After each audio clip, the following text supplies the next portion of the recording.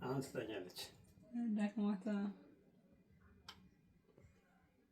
በማንም ብያለኝ የታገለ እሱ እኮ ላለመውደቅ ነው እምቢ የሚልህ እኮ። ከዛ ይናደዳል ደግሞ ምክንያቱም የእሱ ጥፋት አይመስለውም። አባቴ እሺ ውስጥ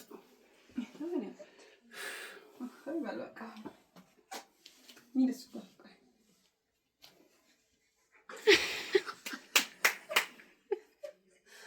የምትም ቢያ እዚህ ጋር